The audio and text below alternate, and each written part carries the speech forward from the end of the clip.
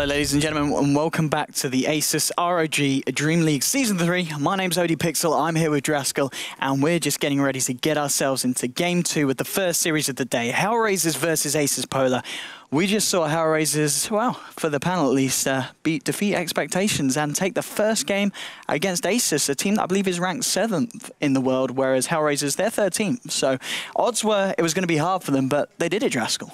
Yeah, it was impressive. I mean, everybody on the couch talked about FNJ, his Queen of Pain play, really game-turning stuff around the Roshan pit. We've kind of like, I'd say, beat that horse to death, right? So yes. The unfortunate part is that he will not be joining HR in game number 2. We're not going to say why. We're just going to say that he's not going to be here. I'm sure they've got a good chance. PSM, does it ring any bells for you? No. No? It could be an alias. It could be an alias. It could be. We're going to hope for the Hellraisers fans that are out there that it is someone on the same level as Ninja, because as you were saying, really is one of the key players for the side of Hellraisers. And well, we're straight into the picks and bans. Bans coming out so far from Asus.Polar. They banned the IO. Interesting enough, they do ban the Shadow Fiend, which is probably one of Ninja's best mid heroes. He's not actually in the game, but still a hero that a lot of pros are very, very confident with. And Hellraisers is 6.83. Get rid of the troll, get rid of the sniper. Asus.Polar straight in there with the Night Stalker, which we saw Hellraisers utilize very efficiently in the first game. I think it's not only just the Night Stalker pick, but it was the Omni too. Like the two of them together is what was so potent, not necessarily just the Night Stalker, because if you look at what Asus were actually running in the previous game, they had a ton of ways to stop a Night Stalker. Like they had RP, you have a mass disable from the Lina Light Strike Array, you have Skewer, you have all sorts of stuff. They're just like, oh yeah, you're not going to be able to tower dive us. But if you repel the Night Stalker, then it's like, well, 3 of our heroes are now useless against you during the early game. Bristleback does incremental damage at the early phases as well, so he can't just kill you for diving because Night Stalker has high base HP, high armor, his Void is on a low cooldown, and does some of the most damage actually of any ability, like that's not an ultimate, you know, in this early stage. So I think that combination of heroes definitely want to watch out for, and we'll see if Asus actually want to take the Omni here, as they might have a chance to. Indeed, and what we're seeing pretty much an entire switch around the draft. Hellraisers this time, they get themselves the Spirit Breaker.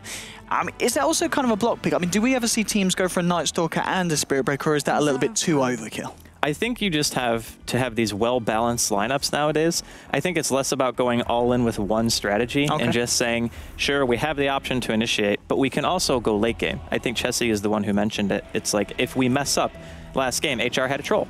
Yeah. So if it goes crazy late, it's like, oh, sure, we still got Troll ulti. I mean, Night Stalker scales okay. We got Guardian Angel. You know, we have some tools that can carry us past like the 40, 50-minute mark. So I think both teams are going to be wanting to focus on more of an all-around style that can fight, go late game. They can do it all. Indeed. Well, we see the second hero for Hellraisers is going to be the Queen of Pain again. It will be a different player playing it. We know that for certain, as Ninja is not going to be about, but if he's able to play on the same level as Ninja, it's a pretty strong hero. Yeah, I think the new Queen after the dagger and the blink buff, and of course her ulti now being pure damage, which means it always goes through BKB. They did nerf the damage a tiny bit, I think, to compensate for it being pure, because before it was mitigated by 25% base magic resist, right? So they obviously have to lower it a tiny bit, but either way, Asus actually opting to go for the Lion, which is fantastic against both Spirit Breaker and Queen. It's an instant disable in the Hex, so you can stop those charges.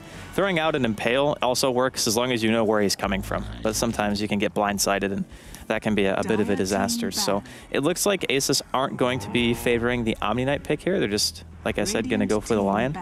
And we're seeing some pretty standard bans here in the second phase. Yep, Juggernaut banned out. Slark, of course, you're playing up against Illidan Stormrage. You really don't want to let him get his hands on that hero.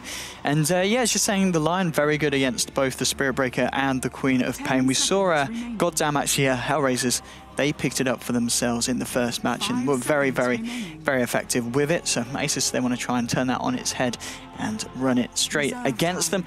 Lina is still in the pool. That is, as we see, one of Illidan's very successful position 1 heroes. Do you think this is a game where Lina could work, or Queen of Pain and Spirit Breaker, they're a little bit too in your face for the Lina to match out? It really just depends on if you want to do a 2-1-2, because the laning phase was very important in the last game. is when you have this Night Stalker and the Omni, who are two level-starved heroes, they need to be in a position where both of them are getting something. Because if the Omni is behind, level 1, like level 2 Purification, isn't all that impressive. So you want to make sure that you're getting the experience. The farm isn't as important on those types of heroes. And I think Lina, if played in the support capacity, is more of the same. So if you want to do a 2-1-2, I think picking up a Lina for either team is still fine. It's just like, is your laning phase going to work for the Lina? Okay, and well, we'll see if they do believe that. Indeed, so Hellraisers now with the third pickup. With the Spirit Breaker, again, a hero that we can see run in a few different positions in the last game. Obviously, Asus, they decided to opt for him in the kind of the aggressive dual lane, where we saw him, it was with the Scarif, wasn't it? Yep. Where at least started off. Scarif did tend to kind of head towards the bottom lane as the game kind of progressed from the earlier portions. But Spirit Breaker, a hero on his own, still very, very strong in the off lane against some of these key melee farming heroes like the Troll. If Asus do decide to run the Lina in that lane, Lina and Lion, they should be able to deal with the Spirit Breaker, shouldn't they? I believe so. It just, the Lion is the better of the two, because if you see a charge coming, it's still technically harder, in my opinion, to land a Light Strike array than it is to get a Hex or an Impale out. Just because you can line yourself up in the way that he's charging in the straight line, so you just throw your Impale out straight forward and it hits, right?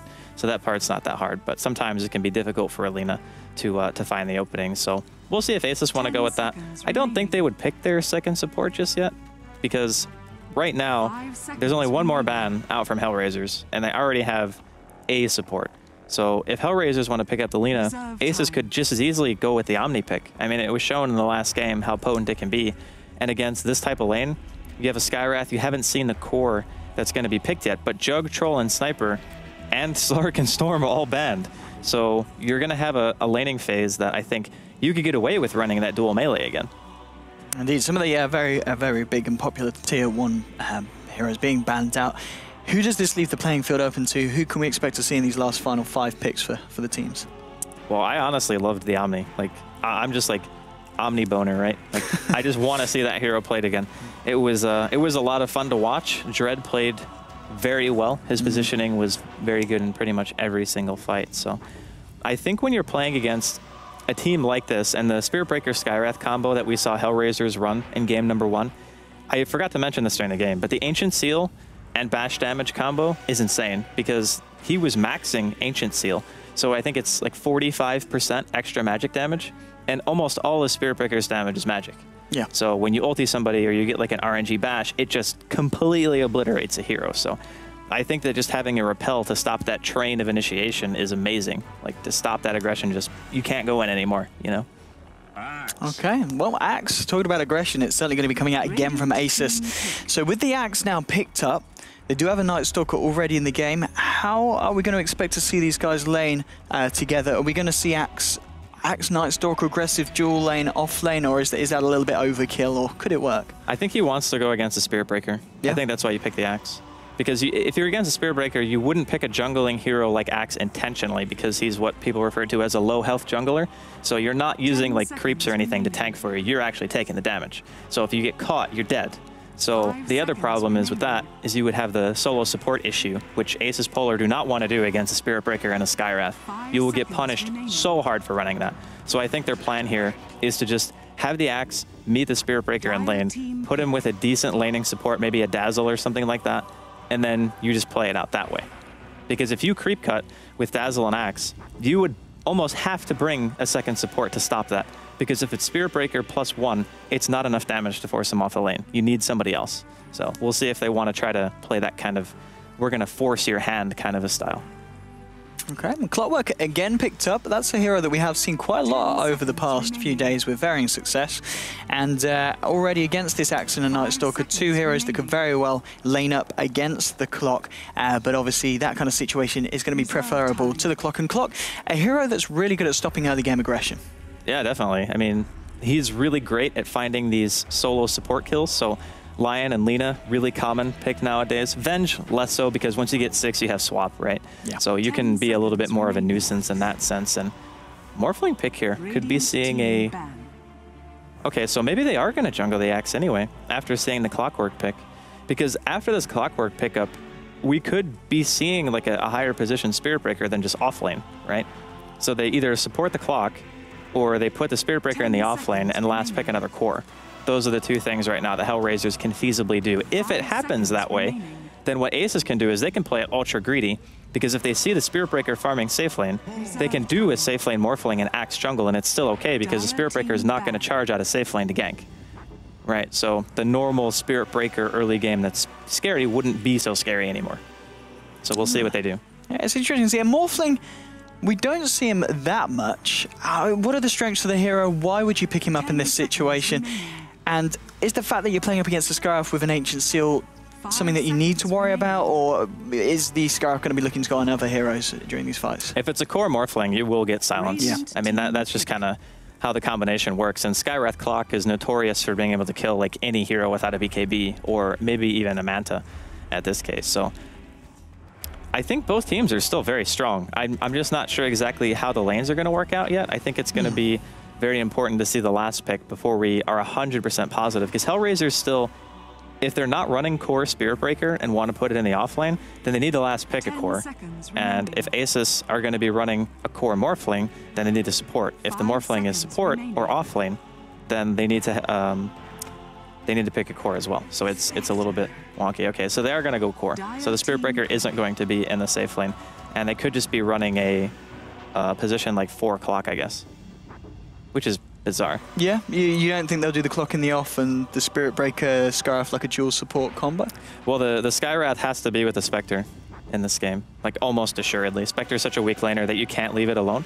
They could do a dual lane mid for Hellraisers and then put like 10 seconds. I don't even know. I honestly don't know what they're going to do for lanes. They have so many options. Like it's almost limitless. Like for example, if you put Spirit Breaker off lane and you just have Skywrath Clockwork support, then it's still okay, and you have to put the Skywrath bottom, and the clock can just like pull and soak EXP and such, right? But it looks like Gorak is going to be playing the clock, so we could be seeing a farming Spirit Breaker here. Oh, never mind. Artes is playing the Spectre. Yeah, okay. And then Asus, they round things out with the Lich. So interesting drafts again for the second game. It really is. I mean, we talked about early on in the draft how the heroes that we've come to expect every game were banned out fairly early on. And now, indeed, we should be seeing some exciting Dota and a little bit different Dota indeed as well. And one thing also that I kind of like about Asus's draft that we don't really get to see all the time. The Morphling, obviously, with the ability to create illusions of his fellow teammates. If he gets one of those with the Axe, sends it down the lane, the Axe's spins, they're full damage, aren't they? Yeah. Yeah. More or less. So they're going to be able to keep at least, well, a couple of lanes pushed out the majority of the time, and that's going to allow the Morphling to find a nice bit of extra farm once the Axe gets tanky enough for the Morphling to send the illusion down the lane. But Hellraisers versus Asus, this is game 2 of a best-of-3 series. Game 1, as you can see at the top, did go to Hellraisers. It was a 20-minute GG, a very, very early win for the side of Hellraisers. But this time, with the Spectre, they're kind of looking to take the game late against Asus, and Asus, a team that we've seen be very confident in the late game in previous matches. It is true, but Hellraisers, you have to also consider, a lot of people underestimate the damage output of a Spectre. So say, for example, you just have phase drums, and you have max rank of Desolate. If Clockwork finds a hook, or if the Spirit Breaker is charging somebody, it's just adding another person to that gank. So you can essentially contribute a lot, even as a position 1 Spectre here. And Artes is going to have to be a little bit careful. He gets the rune, but he might die for this. Yep. See ya. Oh, yeah, he was waiting a little bit too long with that dagger, and well, the punches from a level 1 Night Stalker, 65 damage a hit. And it's not something that you can walk off all the time. And giving first blade to this Night Stalker, who does look like he is going to be on his own for the time being at least. And that will be DK Phobos on that one. On the mid lane, you're talking about potential dual lane for Hellraisers. It looks like for the time being it will be that for Asus. Illidan actually manning up on the mid lane Morphling with the backup of FNG on the Lich. And up in the top lane, that leaves the final dual lane for Asus being Summer Soul on the Lion and G on this Axe. What's going on the side of the Radiant Driscoll? So Hellraisers are going to have a not great laning phase, more or less. I mean, any Lich lane is built to win. So, I mean, FNG is going to sit here. He's going to keep the lane back all the time. Goddamn's going to innately lose out on experience. And it's not just to deny. If FNG is good about sacrificing, he will walk out of experience range completely. And that way you get nothing out of it. That's being like down more than 25% of your experience gain just by having to be against the Lich, which is a nightmare for Queen. So, I mean, he's still getting really good CS, to be fair.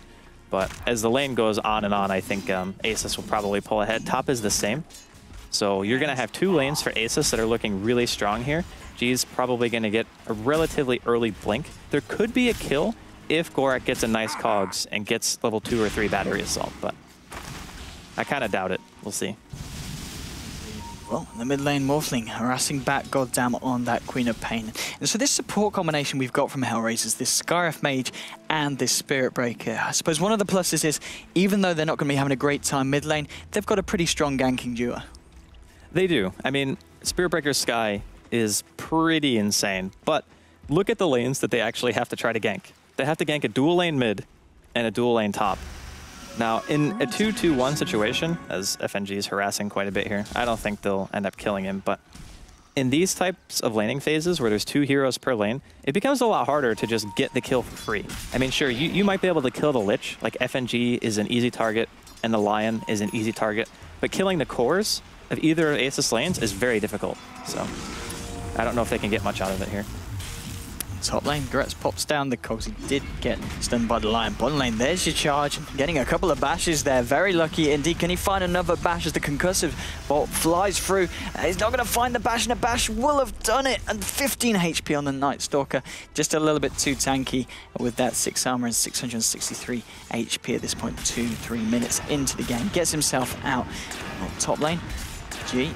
Taking a bit of harassment from the battery assault, but both heroes are keeping themselves relatively high. So in terms of this game, and well, kind of the opposite in the sense of, I feel like we're not going to see as much as running in the face of the enemy as we did in the first game. Not in the laning phase, at least, because Aces have such a dominant middle and top lane that it's really hard for HR to just go run in, because in the previous game, every lane had an equal amount of heroes in it, and every single lane had heroes that could fight early on. This game, it's more 2 versus 1s, and then 2 supports on the side of HR kind of roaming around trying to make things happen. So I think HR is okay going into the later stages of the game, but Asus will eventually just say, okay, we got our laning phase under our belt. We did really well. Let's just, you know, pedal to the metal and try to get some tier 1s and just take fights that way. I mean, yeah, looking at the farm on the CS, we can see, yeah, Axe and Morphling sitting at the top. Morphling absolutely dominating the mid lane against the Quap with the help of the Lich. 20-10 against the 4-4 on this Queen of Pain. It's going to be Dread rotating in, throwing a bit of harassment down onto FNG, but, well, Morphling is here, and they could very well find a kill, and they will indeed. Skyrath goes down. PSM comes in with a bash onto FNG. Goddamn will have to blink out. PSM might even be able to find the Lich as the bashes come through. One more right click will seal the deal. Illidan, he's trying to man up against the Spirit Breaker, and I think he could do it. He's got another waveform available. There we go, and the punch, it will be a double kill to the Morphling. Asus, they lose the Lich, but I think they'll be very happy with that. This is disastrous early game for HR. There's no way around it. The only person on their team getting anything is the Spectre. And the safe lane, G's got 30 CS. Illidan's got 22 and 2 kills. I don't really see that HR's early game is going to be going anywhere near as well as they wanted it to. So for Asus right now, you got to be quite happy.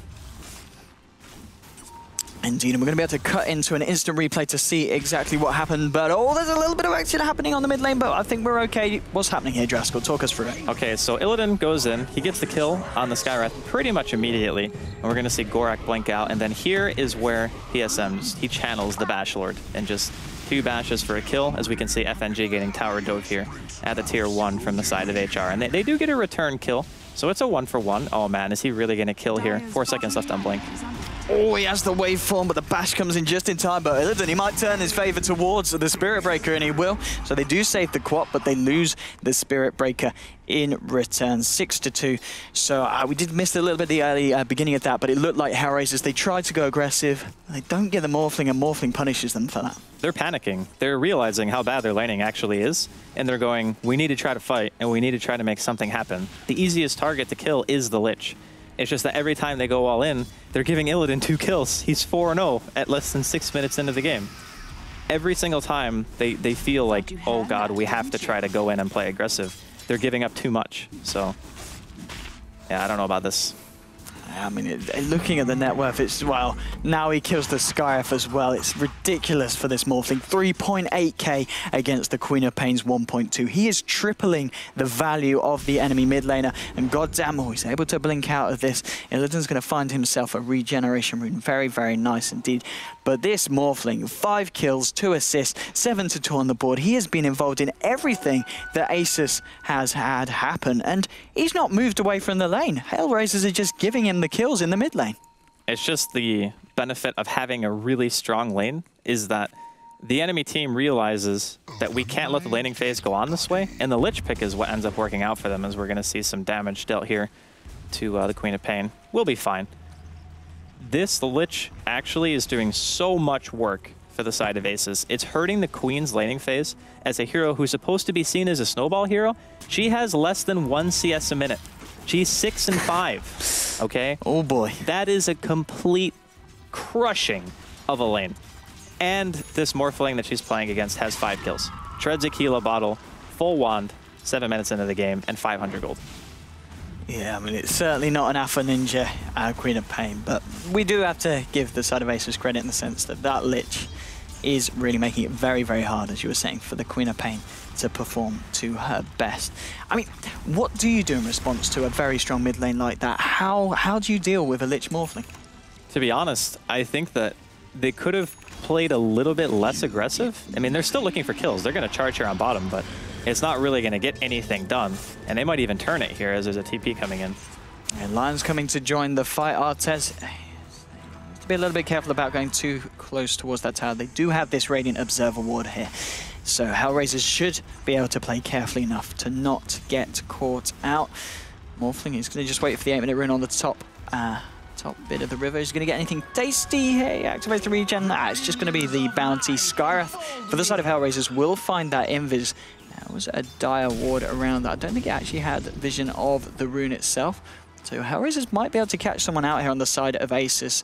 I did, okay, so they do know that the invis was picked up by Dread, so we will expect to see the Night Stalker and the Lich stay fairly close to the tower.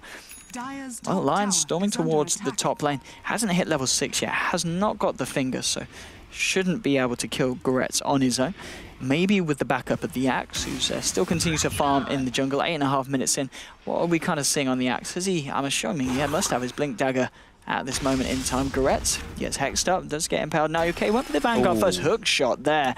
A little bit off the mark there from the Clockwork, who does lose a bit of his mana, still has enough to get the cogs down, and G realizes he can't really chase down this kill. And I'll be honest, I only just noticed that. Why would G go for the Vanguard first in this situation? I think more than anything, he needs to be high health all the time, otherwise Gorak will go kill him. So normally what people do is they get an item that allows them to sustain the jungle. So Troll Warlord, for example, goes Helm of the Dominator, and then he goes in jungles so his supports can soak the lane EXP and get level 6. Because heroes like Lion and Lina, they scale great after they get their ultimates. So he needs the Vanguard to make sure that he's never at a point where he either A, has to drop his boots, or B, is low enough health to where Gorak can just flat out kill him. So he's got 1200 health. Even with a max rank battery assault, it's very difficult to take him down. And it means that the Clockwork is not going to feel as confident about going around there and trying to kill him. So it just means that Asus are still extremely difficult to gank. And this Clockwork is supposed to be a hero who needs to make stuff happen for his team. And there's just not an opening right now. I mean, looking at the kind of grander picture, what is Hellraiser's plan at this point? They're pretty far behind. It's 2-7. Asus' heroes getting very, very strong. What do they do about the Morphling at this point of the game? 5.5k net worth, 10 minutes in. You can't do anything about the Morphling until you get, like, level 6 on the Skyrath is ideal. But this Skyrath is not even level 4. So Hellraisers needs a couple of things to happen. First, they need to try and just stagnate their laning phase a bit. Make sure Artez is still farming. The Clockwork needs to start finding some kind of kill. If you have to go bottom to kill the Night Stalker, that's fine. Kill the least valuable hero. Just kill somebody. Charging now to DK Phobos. Artez with the Dagger, Dread with the Concussive, but it's not enough. The Night Stalker just too damn tanky. FNG throws down the Chain Frost. Artez will pop the Horn. Is he going to be able to horn out to somewhere safe? I don't think he is. He's hiding in the tree line. Hook shot is not actually going to stun up DK Phobos. Phobos will get bashed, and he does go down. Spectre still alive for the time being. And, well, there's the Morphling coming through, trying to pick off what he can. Illidan gets very low, though. Ancient sealed up, cannot morph to strength. Finally, some good play there for Hellraisers. Double kill going to the Clockwork, and you were talking about the Clockwork rotation, and it did indeed pay off. That was a really nicely placed cogs, because Illidan burns his mana because he walks into it, and then he has to waveform over the entire thing to get back into what he believes is a safe position. And by that time, he's totally out of mana, so he can't use any morph to get himself any more health, so he just dies. So that fight, I feel like Illidan should not have even tried a TP to that, because you already have G just totally free farming. He didn't have his blink before that engagement happened. He's got 101 CS at 13 or 11 minutes, excuse me. So now that he has blink Vanguard, he wants to fight. But I think that was kind of a lucky situation for Hellraisers, because the Axe up until this point, he's 0-0-0. But now he wants to fight. Well, I'm talking about want to fight. Axe comes in, it gets the blink onto Dread. There was a charge onto DK Phobos. One Culling Blade, there's the second dunk. Double kill for G. And, well, that was a very effective first use of the blink dagger there. Yeah, and this is the one thing, too. We kind of failed to mention that G had been more or less ignored the entire game. But if HR had just tried to go on top lane instead of going on mid, that pulls the Lich away from mid, because he's going to be one of the obvious heroes who carries a TP, right? Like a support usually carries TP. And that means that it's 1 versus 1, Queen versus Morphling. That Morphling doesn't have the Lich to help him against that matchup anymore. And maybe this Queen of Pain isn't so unbelievably far behind because of that. So I think that Hellraisers maybe focusing top could have been a nice call. Of course, again, hindsight's 20/20, but Asus now going for a not scouted Roshan. And it looks like it's going to be working out here. Yeah, it was falling pretty fast as they commit all 5 heroes into the pit. In comes a Rocket Flare, but it's just going to be a little bit too late, as it was very close to being that small window where he might have even got the kill. But obviously the resistance is very unlikely to happen. But 9-5 for Asus. They get the Roshan, they've got the Aegis on their side as well. We see on the top lane, Hellraisers going aggressive, but they know that they're not going to find anyone here in the jungle as they are smoked up, because they did see that all 5 heroes for Asus were in the Roche pit. Nighttime is going to be summoned by the Night Stalker, making it that a little bit harder for Hellraisers to find a kill. They're going to look for Illidan. Illidan needs to be careful, does have the Aegis. I don't know if they can kill him twice. There's your Ancient Seal. The hook shot going to be off point. Doesn't matter. They kill Illidan once. Can they go for it again? Doesn't look like they want to. They're happy with popping the Aegis, and then they just get themselves out of there. That's fine. If you think about it, Asus just spent, what, 2 minutes or so killing Roshan, maybe less, like a minute and a half, something around there, because they don't do a ton of damage. So the Aegis in of itself was supposed to maybe allow a tier 1 push, or at least allow you to win 1 team fight. Now that's gone. We are going to see a smoke here from Asus, though. Yeah, G closes in, blinks in onto PSM with the Berserker's Call, finding the spins. Spectral Dagger thrown onto the Axe. Finger onto the Spirit Breaker, finds the first kill of this fight. And Hellraisers, 2 heroes against the 3 still here on the side of Asus, will back out of that lane. And, well, 14 minutes in, the Spectre, how are we doing in terms of farm? What is the item progression looking like? It's going to be a Mask of Madness Spectre, Driscoll. Yep. This is the point where you start to try to off-map farm. Like the Aquila Mask of Madness thing is very good for sustaining your health, so you can always haunt into a fight. And you make sure that you can farm the jungle, which you don't want to show on lane against a Blink Axe and a Night Stalker, because it just means that you're going to get owned. So as long as your supports are doing a relatively good job of keeping the map clear of offensive wards, you're pretty safe inside of your own woods. And you kind of want heroes to sit in lane if you're HR, just so in case there is a smoke gank, the lane heroes get ganked and not the Spectre. Indeed. Well, at the moment, back in the mid lane, just the Queen of Pain and Morphling continuing to find the farm still, though. Morphling on 6.8k, Queen of Pain on 4, so Goddamn is slowly catching up, but still very much behind Illidan. G here with Lil, going to be able to clear up a nice stack for the Axes. He's now going to start working towards the 4 stuff by the looks of it. 15 minutes into the game, 10-5, bottom lane. Spirit Breaker was thinking about committing to that charge onto the Lich, but does indeed cancel it. Mid lane, we see the Night Stalker hanging just behind Illidan. DK Phobos maybe going to see if he can find himself in a position behind the mid lane co-op as he wraps around towards the top.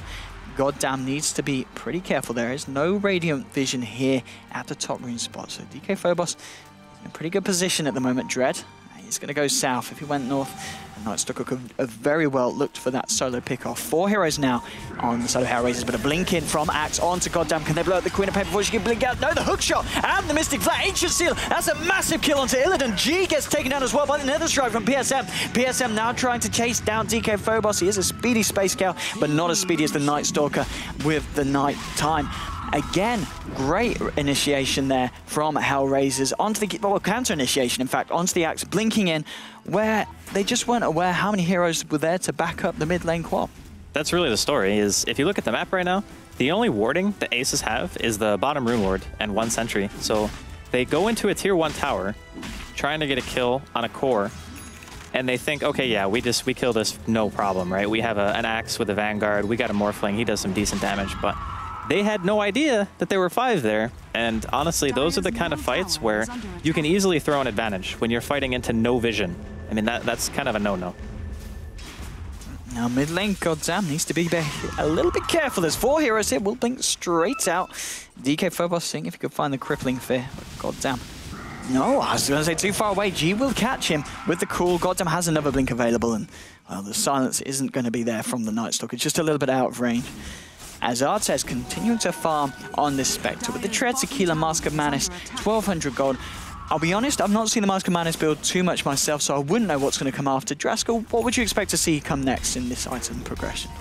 Honestly, I think a lot of people enjoy going the Mask of Manus Blade Mail, but he doesn't really have a lot of health.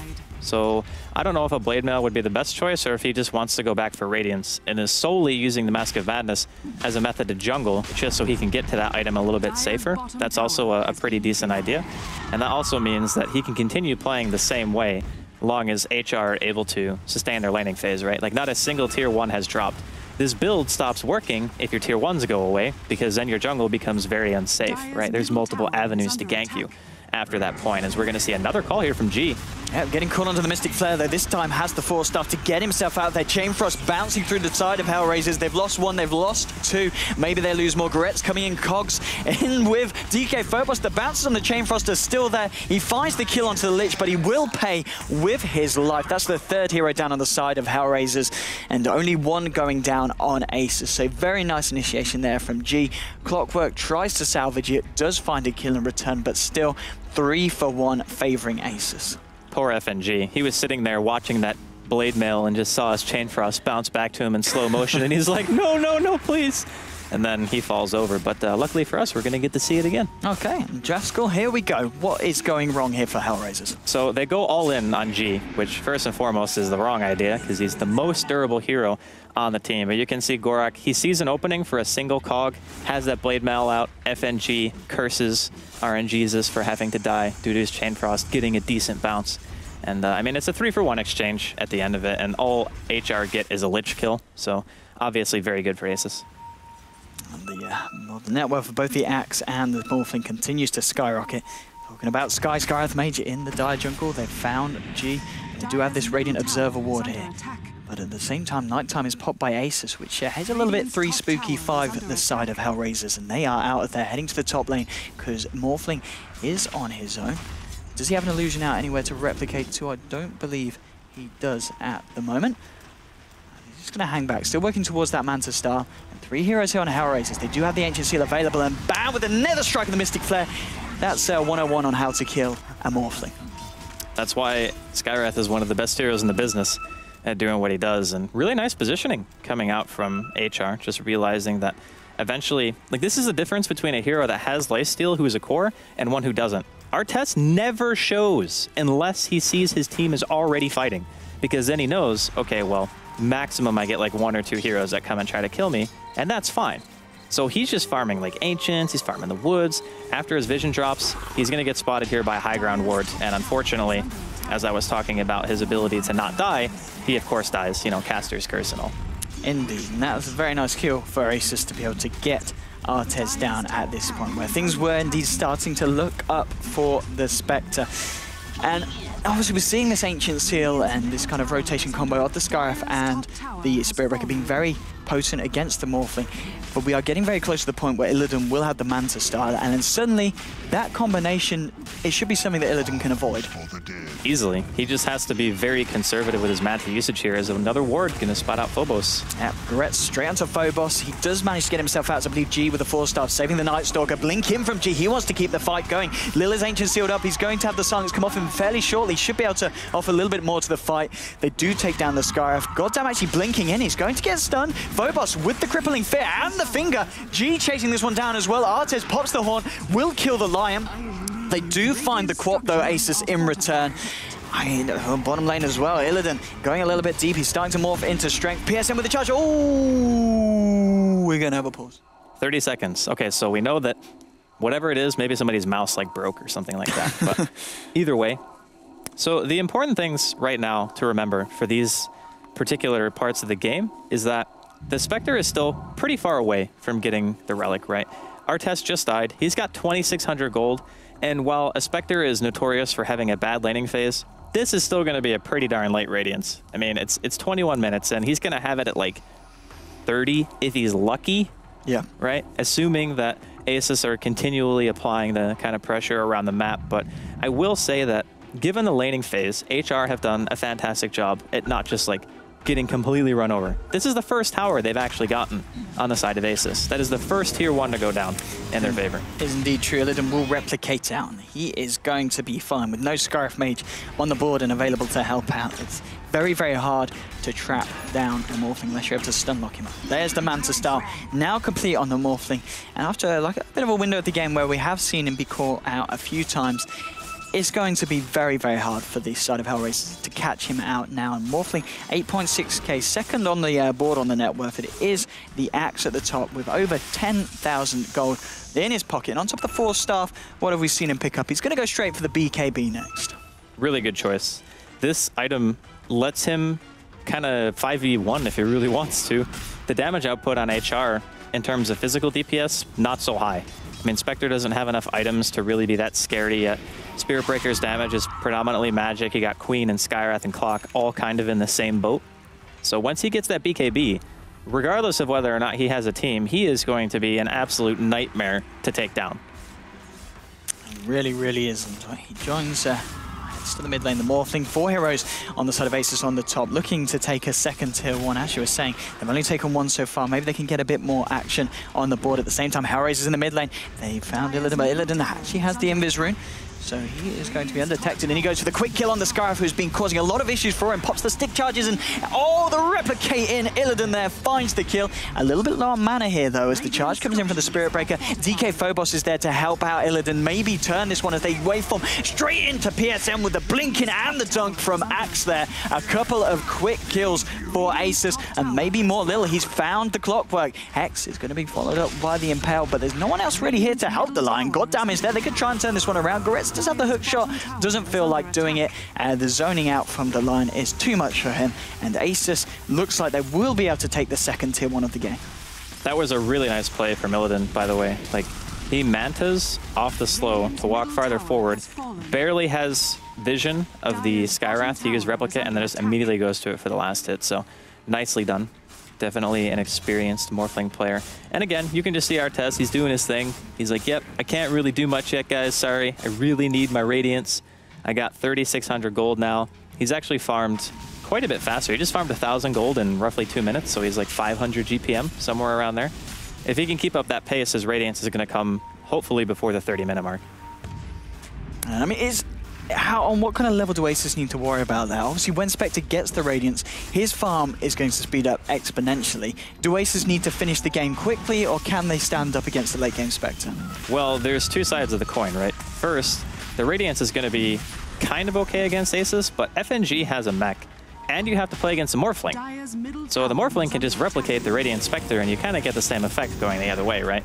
I mean, that's really the only thing that you care about, is having the Radiance burn on either a Blink Initiator or just dealing that residual damage. So in a way, I'd say that Morphling matches up well against Spectre, as we're going to see a hook here into the river. And it catches out DK Phobos. They pop the Haunt straight away as well, but G with a complete BKB going on the Sky of PSM. He's going to focus down onto FNG with the Nether Strike. He will be able to bring down the Lich, or maybe not, because Mech is popped. FNG is still alive. Only one hero down in this fight, which has been the Sky of. And oh, there we see PSM. He looks for the bash, but G coming in at the right time to save the Lich with the call. And that's a double kill for the Axe. It may be even more. No, so Illidan Stormrage picks that one up. 4 heroes fall on Hellraisers. Asus return to the pit, and Asus just working perfectly as a team to ensure that no one on the side of the Dire falls in that fight.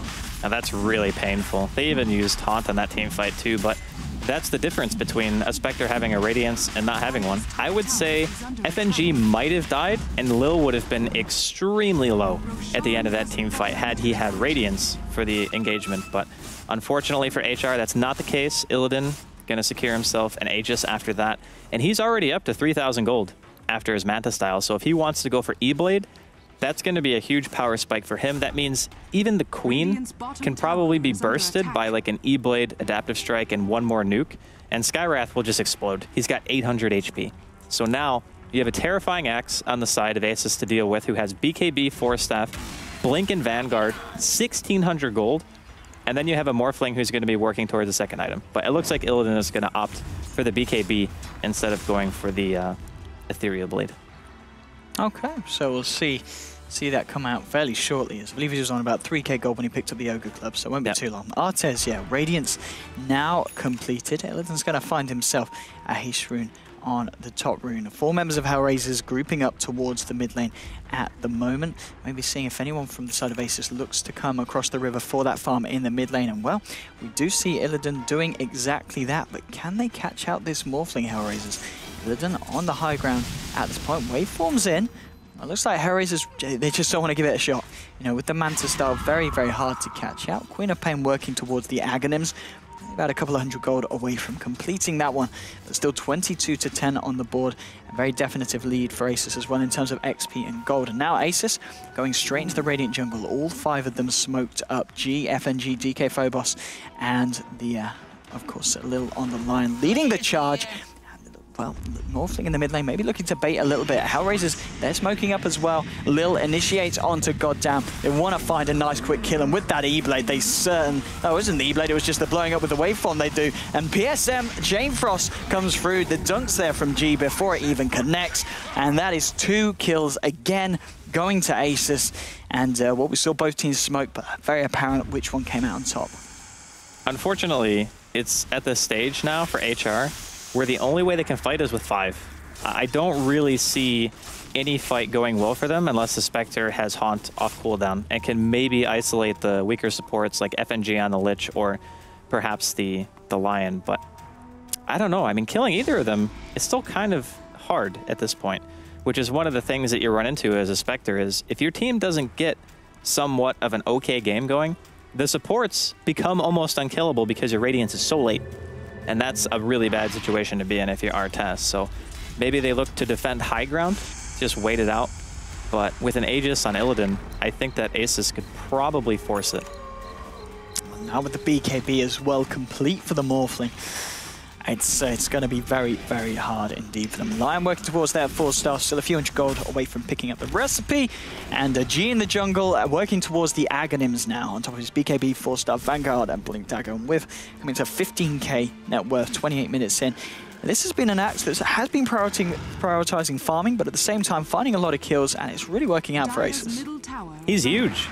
He's 1,000 gold from Hex, and he's already got 3 or 4 other items, and it's only 28 minutes in, so I'd say the position 1 Axe is working out, to say the least. And the other cool thing about it is his item progression was built in a way that he never really had a point in the game where he was vulnerable, if that makes sense, as they're going to try to find DK Phobos here, but Don't know if it's going to work.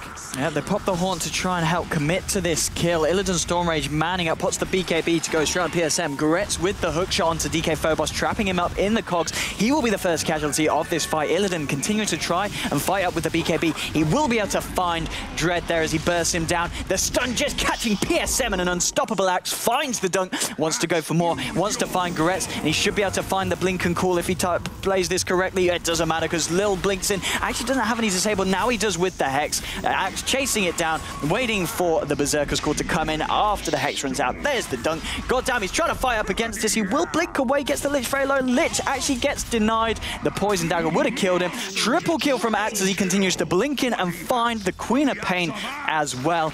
And again, just before that fight, we were talking about how ROG has played this game, and he continues to prove he's absolutely on point. It's kind of all going back to the laning phase for HR. They were so panicked and thinking we need to try to do something to make this laning phase not so awful for us because we're getting completely handled in 2 lanes. So they gank possibly the hardest heroes to kill on the side of Asus, and they gank one of the easiest lanes to rotate to from the defending team. So I think the HR maybe just panicked a little bit too much and didn't think about, okay, well maybe we should just kill the Axe. Because during the early game, you have nothing really but magic damage. You have Skywrath, Spearbreaker Bash is magic damage. You can rotate up there with a charge and pressure him a lot. You know, get the Lich out of mid for a while so your Queen can actually recover. But all in all, I think that due to the fact that they were so focused on just trying to do anything that they could, it just ended up backfiring like every single time. The Morphling is way too good of like this durable early game hero who also can supply a nuke to be able to fight like that. 9 time is popped and Illidan replicates in to join the fight in the Radiant jungle as they quickly burst down the Scarif. Maybe looking for more now as Clockwork trying to get the hell out of there. They won't be chasing him down. They go to focus on bringing in the creep wave and trying to get the pressure onto this tier 2 in the bottom lane. Artez continuing to try and find his farm. 2.5k gold now on top of the Radiant. So we're going to see him kind of resort to the more standard Spectre build into your hearts or your butterflies. I think Heart or Manta are probably the choices. Heart mainly because you want to be able to reflect as much dispersion damage as possible as G. He's going to be forced to BKB here, but I mean, how do you kill this Axe? Honestly, like how are you supposed to kill him as HR? He's definitely a point that's a little bit too scary for even the cores of Hellraisers to deal with. Bottom lane, as we saw, Illidan trying to get some damage done to the tower. He will be charged by the Spirit Breaker. Pops the BKB, hook shot. Won't actually find the stone because I believe it was Bash just out of the range of it. Now he's going to continue to walk, but well, with the bashes coming through the magic community, they do find a very nice kill there, Hellraisers, taking down the Morphling. Now, do the rest of Asus want to continue to fight? They've got the Axe, they have got Chain Frost available as well if Hellraisers do go up to the high ground to look for Asus, but it looks like it won't be the case. They're going to keep it safe, they're going to keep themselves back, and well, with the Spectre, Spence 2k God, is it the Diffusal. Oh, it's Diffusal, yeah. Okay. It goes to the Diffusal. It is still good against Morphling, obviously, but I think he's just going to get slaughtered in a fight. Like, how is he supposed to go into a team fight with 1,300 health or even 1,500 health in a Mask of Madness? Like, you get blown up against what Aces have right now, so I'm a bit worried, but I guess if you want the on-demand fight potential, and obviously the Diffusal Blade propagates to illusions too, so you'll get the mana burn as well, which can deal a bit more damage for your Haunt. But all in all, I don't know if it's going to be enough. Like, he needs another item or 2, I think, to really contest here. I mean, on the plus side, we're talking about him needing another item or 2. We are 33 minutes in. It is 29-13, but Asus, they have only been able to take the tier 1, so potentially there is going to be the time and space for the Spectre to get that next item online before the game is in too much of a dire position. It could be, but we also have to consider that there's no way HR are contesting the next Roshan. That's the problem. Is in a game where Roshan isn't a factor, then sure, delaying the game can favor you if you're a team with a Spectre, but you're going to be fighting into Aegis and then Aegis Cheese, or maybe 2 cheeses, and then there's going to be supports getting more farm, so your Spectre can't kill the supports anymore. And that's kind of how Spectre functions in team fights. You use your Haunt, it takes away 2 heroes from the fight, assuming there's like a position 4 and a 5.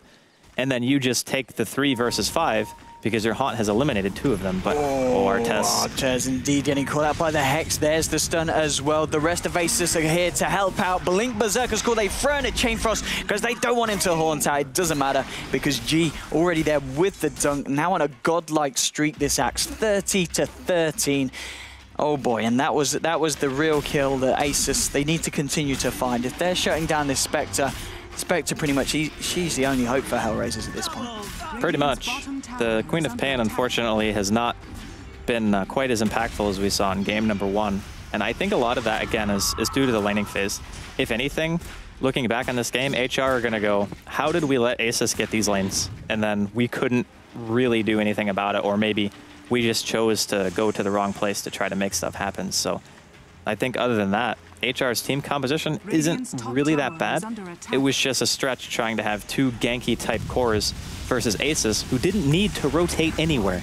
They could sit in their lanes and just get an advantage from that. And I think having that calm and collected kind of play style where you know that you're going to win the laning phase is a huge benefit to you.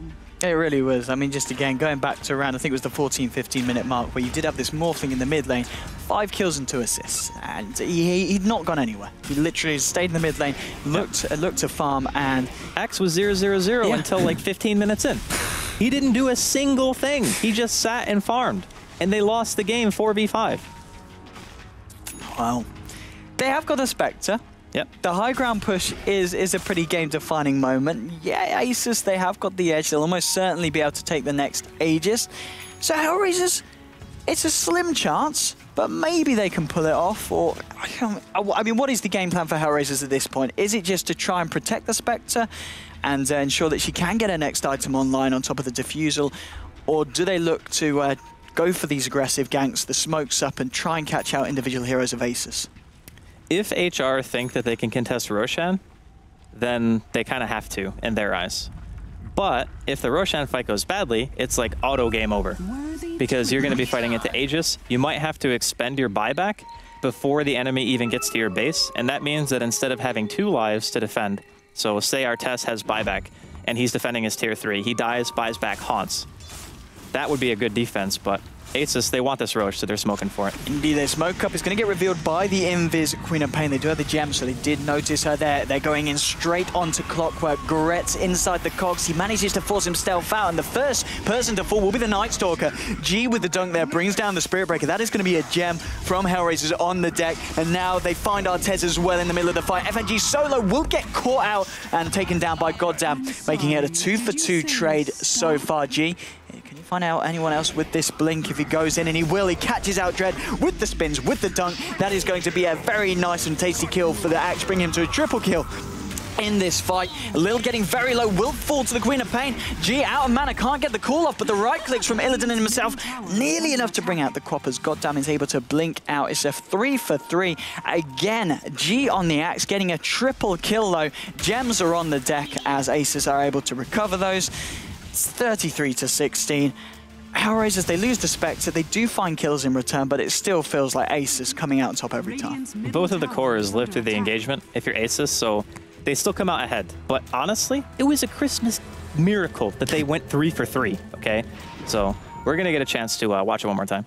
There we go. And Draskell, I mean, what are Hellraisers doing wrong? Well, the NS pretty much got everything. Like, he got stuck in the cogs, he got Queen ulted, but if you watch the engagement this entire time, like, everyone pops their BKBs at the start.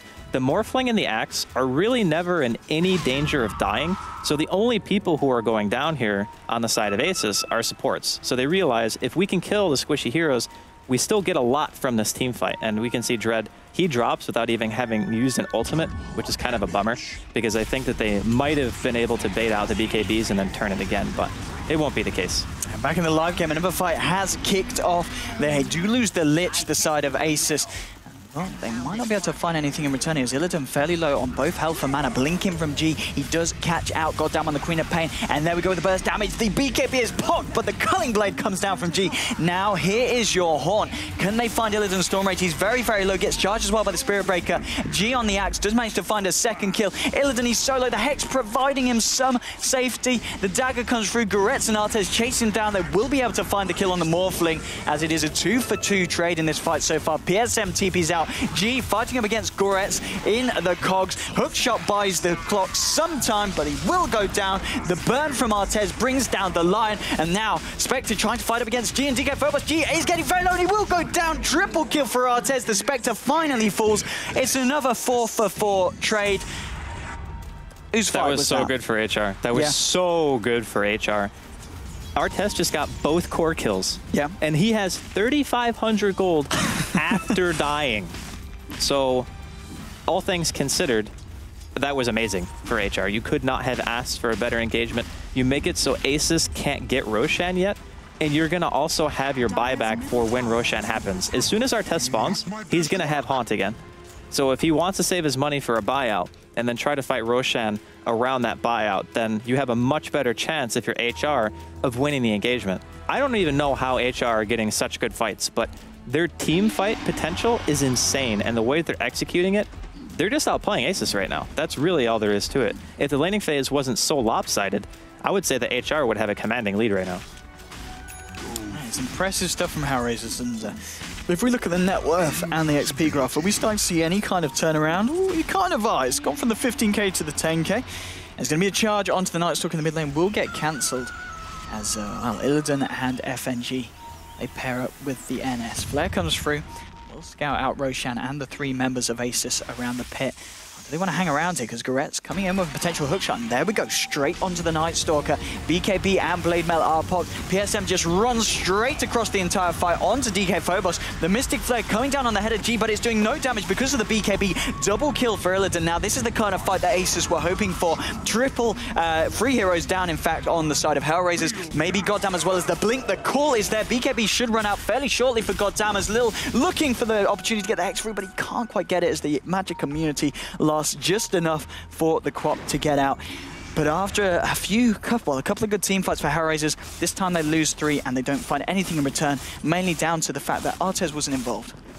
He did Haunt, but he couldn't really go into that team engagement after 2 people just get exploded by G, who just BKB'd, blinked inside of the cogs, used it against Hellraisers. I actually think that that engagement was really, really bad from Gorek. Like, he knew that Haunt was up, so he says, okay, let's try to take an engagement. But the way that they forced it so hard, again, it was just HR letting that kind of antsiness get to them, I think.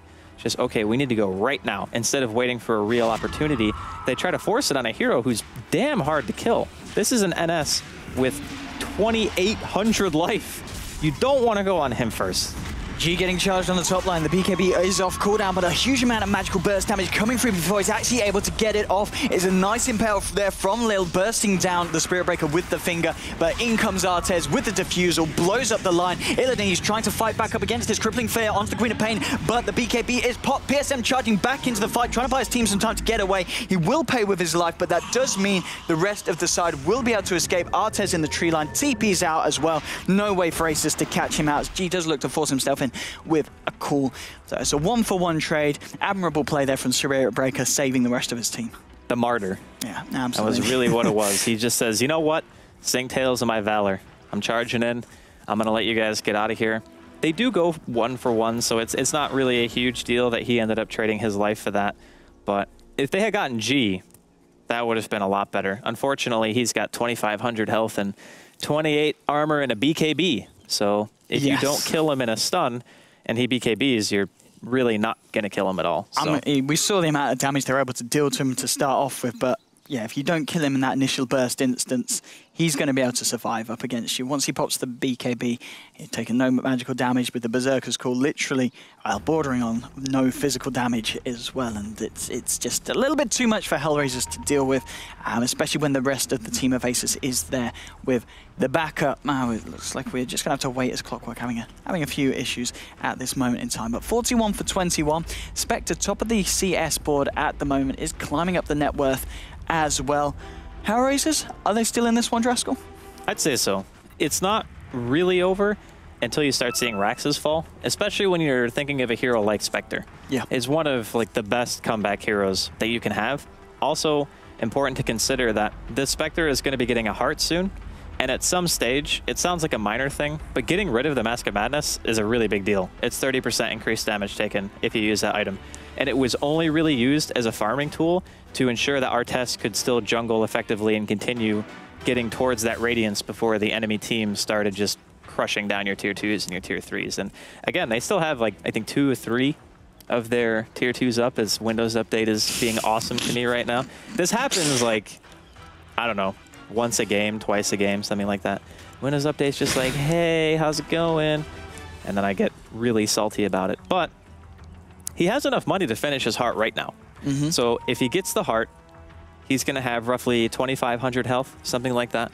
And that's still pretty respectable. And then you add like another item on top of that, maybe he gets Manta, and things could easily turn around. And that sounds like a lot of gold, but realistically, it's 42 minutes in.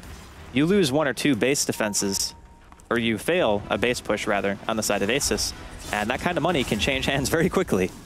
Absolutely. I mean, at this point of the game where you've still got the tier 2s and you've still got a fortification, do you just buy the heart outright, or will we see the Spectre wait until he's got buyback available on top of the purchase, do you think? He did just buy his Vitality Booster, but he hasn't bought the recipe, which leads me to believe he'll hold on to his money. He still doesn't even have enough for buyback, and he's sitting on 1,800 gold. So Artes definitely waiting it out to ensure that if Asus come a knockin', he's got 2 lives. And Spectre is one of the better heroes to have buyback on because of Haunt. So no matter where you're fighting on the map, you buy back and you're immediately in the fight again. Indeed. Now we see Asus beginning to be a little bit more aggressive with their play. They've got 4 heroes banging on the tier 2 in the mid lane. At the same time, Spectre and Queen of Pain trying to force the issue on the bottom lane, trying to get that wave momentum back in their favor. Mid lane, Morphling will find the tower. Nighttime is going to be popped just in case Hellraisers do decide to initiate on the retreating Asus. And well, actually, Spectre ends up going all in, has purchased the heart now, 1,000 gold. He's going to be quite a little bit short of this potential buyback if Asus do decide to fight anytime soon. Lion just clearing up the wave of creeps on the bottom lane, trying to repair damage that Hellraisers have done. Illidan, he's got his eyes on the Queen of Pain in the mid lane. Can he blow her up? He's going to give it a shot. There's a fair bit of damage, but goddamn, blinks himself out. Will be okay. And I mean, this Morphling now with the Skadi on top of the Manta, fair bit of gold as well. 4.3k. What are we going to see next from the Morphling?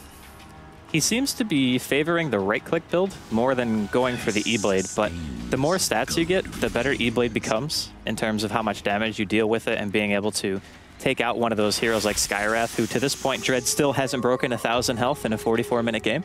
So he would 100% just annihilate him, just dead. So I would be surprised if he held off too much longer on that item. He could opt for Lifesteal and Butterfly if he wants to go for the really tanky, just throw everything you got at me and you can't kill me style of Morphling, which is also fairly good.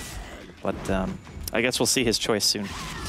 Artes, PSM, and of course, goddamn on the Queen of Pain up on the top lane. At the same time, Asus, they still have all their heroes on the Radiant side of the map. 3 of them in the jungle, 2 of them heading towards the top rune, and maybe on top of that towards the top lane. It's just the Night Stalker and the Lion, but this is of course a Night Stalker with the Ags, with the BKB. Maybe not going to be able to kill Artes on their own, so they do need to be a little bit careful here if Artes scouts them out. But of course, with that nighttime vision of the Ags, they know exactly where Hellraisers are in relation, and they do know when to get themselves in and out, because they go back in as a beautiful stun there, cancelling the TP, catching all 3. BKB's popped a very lucky bash there from PSM, keeping it back, and Illidan there, cancelling the charge. There's your dunk. They find a kill onto the Spirit Breaker, and that's the Spirit Breaker down for 1 minute without a buyback available.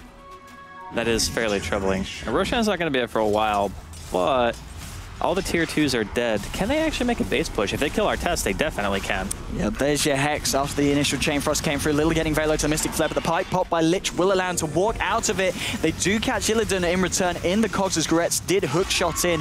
DK Phobos trying to chase them down now. Goretz with the BKB will get caught out still though by G with the call. There's your dunk. 2 heroes down now on Hellraisers, and neither of them with buyback. This is a very, very tricky position for Hellraisers to be in. They've been playing from so far behind, gold-wise. If you look at the net worth of the cores, Asus have 2 heroes sitting at over 20k, whereas the Spectre is the only one even in the ballpark of trying to break that threshold. So I got to hand it to HR for holding on this long. Going to see another initiation. Blink straight in onto Goddamn. That is your Queen of Pain down. Dread will fall as well. Queen of Pain buying back straight away. Spirit Breaker is back on the playing field. 5 heroes on the side of Asus, beating down on the tier 3. Fortification will come out.